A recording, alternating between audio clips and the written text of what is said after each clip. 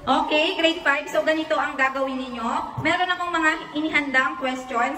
Tapos, ang mga maglalaban, yung mga katapat ninyo. Halimbawa niyan, si CJ at si Gail. Grade 5. Tapos, kapag nanalo, kukuha ng prize dito. Yung pinakamadaming grade nila ng pa, ibig sabihin sila yung manalo kung girls or boys. Yes? Okay. First question. Ay ng planet na nagsisimula sa letter J. Go!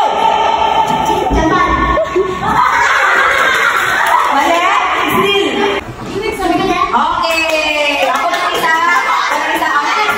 Bigay ng bansa na nagsisimula sa letter C. Okay, very good. Kuha ka na.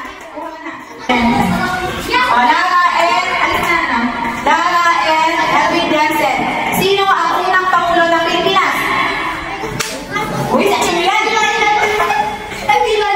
Nano? Enrique Aguinaldo. Ako ano yan? Okay, Jocelyn and Kate. Ano ang pambansang prutas ng Pilipinas? Bayabas. Ay! Ano pala? Hindi, mali. Mangga. Okay. Soy and Altea Coronel. Mabigay ng animal na nagsisimula sa letter G. G. Okay, giraffe. Very good. Okay, next. Anong letter S ang nilalagay sa buhong kapag naliligo? Shampoo. Okay. Okay. MMN. Champagne. Mabigay ng planet na nagsisimula sa letter M. Mercury. Okay, Abdul and Isaac. Kayo pa, Makdo? Bakit parang mula yung boys? Nasaan yung ibang boys? Okay? Ano ang pambansang hayop ng Pilipinas? Tagalog. Okay, kalabaw.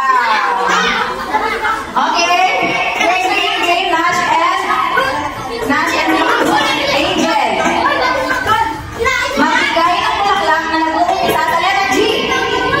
Okay, Nash. Next, Aiko and Makdo. Okay. Anong gamit ang nagsisimula sa letter C na laging hawak mula umaga hanggang gabi? Letter C. Laging hawak. Hawak mo ngayon. Cellphone. Okay. Una.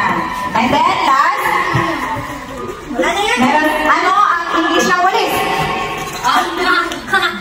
Bloom. Okay. One, isa. Sino? Okay na. Ilan? Ilan ang nakuha ang candy? O kayo, ilan ang nakuha nyo? 5 kayo, 6. So, ang nanalo ay ang boys!